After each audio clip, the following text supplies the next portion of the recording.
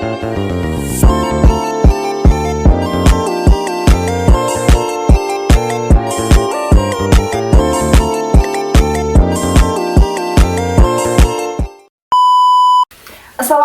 warahmatullahi wabarakatuh. Jumpa lagi dengan kami, saya Ima dan bersama teman saya Melinda. Kali ini kami akan membahas bab 8 tentang instrumen-instrumen kebijakan perdagangan. Jadi dalam bab kebijakan perdagangan internasional di sini ada 3 kebijakan yang diambil oleh pemerintah di suatu negara. Yang pertama ada pengenaan pajak, yang kedua ada pemberian subsidi, dan yang terakhir ada pembatasan impor. Kita bahas jenis yang pertama, yaitu terkait dengan pengenaan pajak. Di sini contohnya adalah tarif impor, di mana tarif impor ini adalah sejenis pajak yang dikenakan atas barang-barang impor. Nah, untuk tarif pajak sendiri ini ada 2 jenis. Yang pertama ada tarif spesifik, di mana tarif spesifik ini adalah beban tetap unit yang ditetapkan kepada barang yang diimpor. Lalu yang kedua ini ada tarif ad valorem atau pajak yang dikenakan berdasarkan presentasi nilai barang yang diimpor. Di sini ada 3 pernyataan mengenai dengan tarif supaya kita lebih mengetahui sebenarnya tarif itu apa. Jadi untuk tarif itu menimbulkan dampak berupa kenaikan harga atau biaya pengiriman barang impor. Jadi untuk barang-barang impor akan mengalami dampak kenaikan harga di dalam negerinya. Lalu yang kedua ini tarif itu digunakan sebagai sumber pendapatan pemerintah berupa pajak. Lalu yang ketiga ini tarif ini tidak hanya digunakan sebagai penerimaan kas suatu negara, akan tetapi tarif juga digunakan sebagai alat untuk melindungi sektor dalam negeri supaya tidak tergerus oleh produk-produk luar negeri atau produk asing. Seiring berjalannya masa atau semakin modern, peranan atau kebijakan tarif ini semakin menurun karena digantikan dengan adanya hambatan non-tarif ini berupa pembatasan impor atau kuota impor dan juga kuota ekspor. Di mana kuota impor ini adalah pembatasan jumlah impor suatu barang dan kuota ekspor ini adalah pembatasan jumlah barang yang diekspor. Lalu sebenarnya kapan sih perdagangan internasional itu akan terjadi? Jadi perdagangan internasional itu akan terjadi ketika terdapat perbedaan harga di setiap negara. Kita asumsikan di sini ada 2 negara, yaitu domestik dan asing, di mana kedua negara ini memiliki perbedaan harga. Nah, kita misalkan di sini di domestik itu harga gandum itu lebih tinggi daripada di asing, sehingga gandum dari asing akan diekspor ke domestik. Nah, ketika ekspor gandum itu terjadi dari asing, maka hal ini akan menyebabkan harga gandum itu di asing akan meningkat seiring dengan penurunan harga gandum di domestik. Lalu perdagangan itu akan tidak lagi terjadi ketika harga tersebut di antara kedua negara itu sudah tidak ada selisih lagi. Lalu untuk mengetahui harga dunia dan jumlah gandum yang akan diperdagangkan itu melalui kurva permintaan impor dan kurva penawaran ekspor, di mana permintaan impor domestik itu adalah suatu kelebihan permintaan konsumen atas apa yang ditawarkan oleh domestik. Lalu penawaran ekspor asing itu adalah kelebihan penawaran oleh asing dari apa yang diminta konsumen asing itu sendiri. Nah, di sini ketika kurva permintaan impor itu ketika semakin tinggi harga barang, maka semakin menurunnya permintaan domestik akan barang tersebut, dan semakin menurun juga di situ permintaan impor dan juga sebaliknya. Lalu kurva penawaran ekspor asing itu adalah ketika semakin tinggi tingkat harga, maka permintaan konsumen asing akan semakin menurun dan penawaran produsen asing itu barang tersebut akan semakin meningkat. Nah, sehingga di sini penawaran ekspor itu akan semakin meningkat dan begitu juga sebaliknya. Di sini keseimbangan dunia itu akan terjadi ketika permintaan dan penawaran domestik itu permintaan ekspor domestik dengan jumlah penawaran ekspor asing itu seimbang. Nah, bagaimana dari perdagangan internasional ini dapat tercipta suatu keseimbangan dunia? Nah, keseimbangan dunia akan terjadi ketika jumlah permintaan ekspor domestik sama dengan jumlah penawaran ekspor asing, atau dapat digunakan persamaan seperti ini. Yang pertama, itu permintaan domestik dikurangi penawaran domestik sama dengan penawaran asing dikurangi permintaan asing. Kemudian persamaan yang kedua, permintaan domestik ditambah dengan permintaan asing itu sama dengan penawaran domestik ditambah penawaran asing, yang akhirnya memunculkan persamaan yang ketiga, yaitu permintaan dunia sama dengan penawaran dunia. Yang selanjutnya yaitu dampak dari tarif dalam perdagangan internasional. Tarif dalam perdagangan internasional ini sama seperti biaya pengangkutan. Apabila domestik mematok besarnya tarif untuk impor dari asing sebesar 2 US dollar, maka asing akan bersedia mengekspor ketika selisih harga di antara kedua pasar itu minimal 2 US dollar. Nah, dari pengenaan tarif ini akan mengakibatkan harga di kedua pasar menjadi berubah, di mana tarif ini akan meningkatkan harga di domestik dan sebaliknya akan menurunkan harga di asing. Nah, dengan adanya harga yang tinggi di pasar domestik, maka produsen domestik akan segera meningkatkan penawarannya, sedangkan konsumen akan menurunkan permintaannya, sehingga permintaan untuk impor dari asing akan berkurang. Nah, sebaliknya di asing, dengan harga yang lebih rendah akan menyebabkan penawaran yang turun, sedangkan permintaannya meningkat. Dan karena itu, penawaran untuk ekspor akan naik. Lalu selanjutnya di sini kita mengenal mengenai dengan surplus konsumen dan juga surplus produsen. Di mana surplus konsumen itu adalah mengukur besar kecilnya keuntungan konsumen dari pembelian karena adanya perbedaan harga dengan kemampuan yang dapat konsumen itu bayarkan.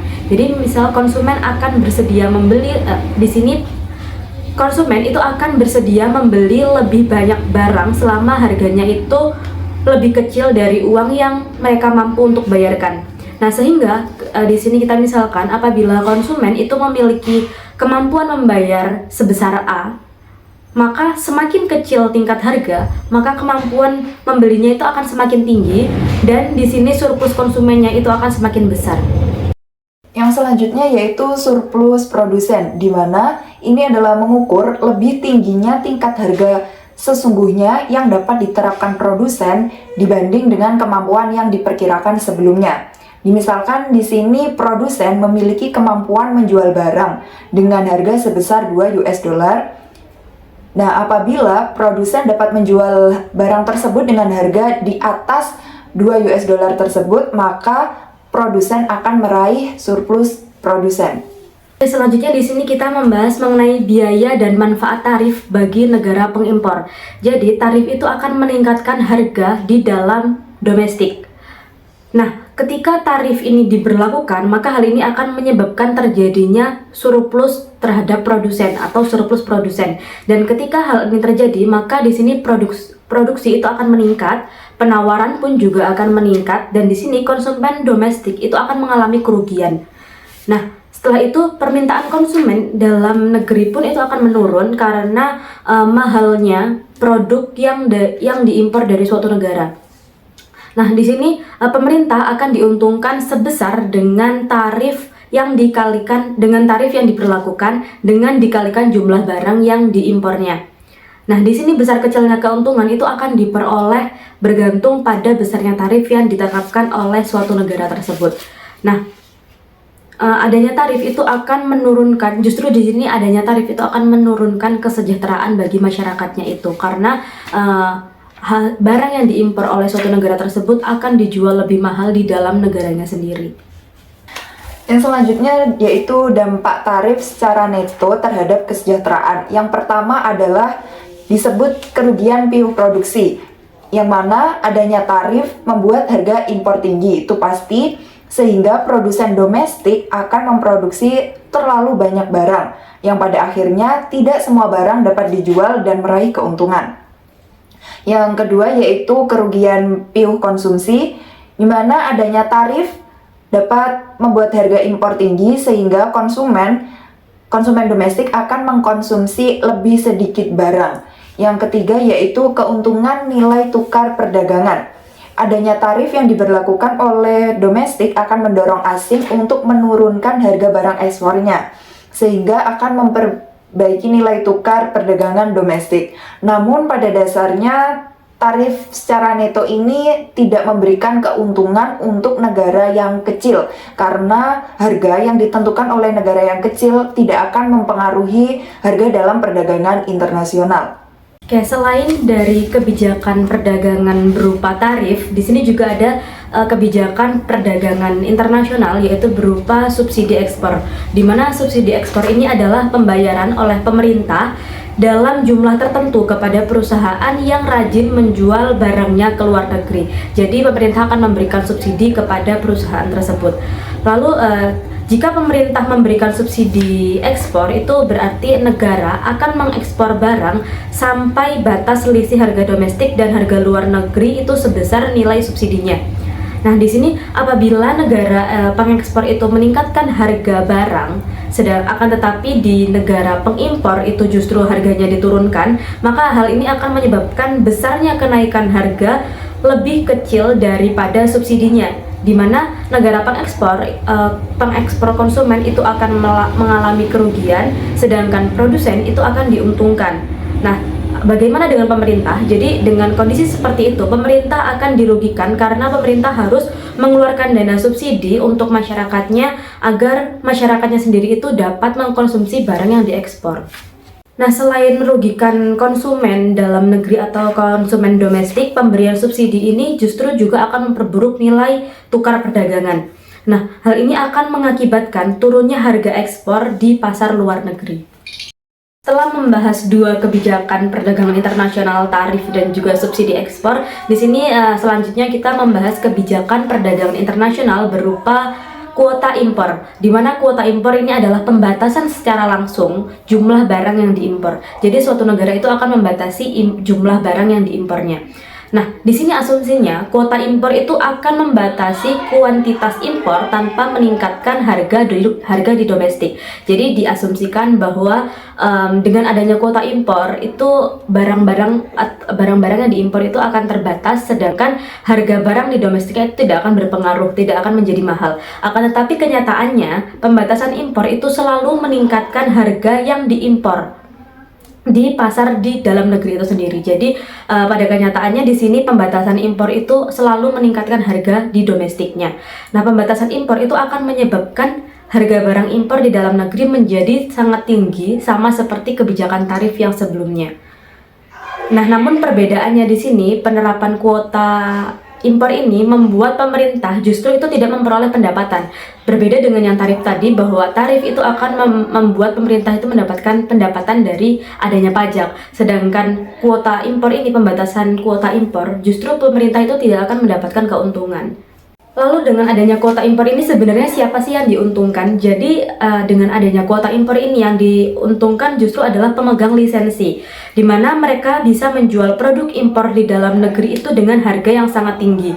Nah, dan pemerintah di sini bisa mendapatkan keuntungan dari memungut biaya dari para pemilik lisensi tadi itu. Nah, contohnya di sini ketika Amerika Serikat mengenakan kuota terhadap produk gula, maka di sini harga gula di Amerika Serikat itu akan meningkat sebanyak 40% lebih mahal dari harga gula di pasar dunia. Nah, hal ini akan menyebabkan konsumen Amerika Serikat ini mengalami kerugian karena harga gula yang sangat mahal di Amerika sendiri. Nah, produsen gula di sini akan sangat untung besar karena mereka dapat menjual harga lebih dari harga di pasar dunia. Sehingga di sini kebijakan kuota impor itu hanya akan menguntungkan beberapa pihak saja dan justru akan merugikan masyarakat secara besar. Nah, dari kebijakan-kebijakan yang telah dijelaskan tadi tentunya akan berdampak bagi beberapa pihak. Nah, ini adalah kesimpulannya. Yang pertama, dari adanya tarif impor. Bagi surplus produsen akan meningkat, kemudian surplus konsumen akan turun, dan pendapatan pemerintah akan meningkat karena adanya pajak tadi. Namun untuk kesejahteraan sosial secara keseluruhan itu tidak akan memberikan keuntungan untuk negara yang kecil. Nah, selanjutnya untuk subsidi ekspor ini akan memberikan surplus produsen ini meningkat, surplus konsumen turun, dan pendapatan pemerintah turun karena belanja pemerintah akan naik. Dan kesejahteraan sosial secara keseluruhan akan turun. Selanjutnya adanya kuota impor. menyebabkan surplus produsen ini meningkat, surplus konsumen turun, pendapatan pemerintah tidak akan berubah, dan kesejahteraan sosial secara keseluruhan ini seperti tarif impor tadi tidak akan berpengaruh atau justru menurun untuk negara yang kecil. Nah, yang terakhir yaitu adanya pengekangan ekspor, yang mana surplus produsen ini akan meningkat, surplus konsumen akan turun, pendapatan pemerintah tidak akan berubah, dan yang terakhir kesejahteraan sosial secara keseluruhan akan turun. Setelah demikian tadi instrumen-instrumen dalam kebijakan perdagangan internasional. Semoga dapat bermanfaat. Kami mohon maaf apabila ada kurang lebihnya. Kami akhiri. Wassalamualaikum warahmatullahi wabarakatuh.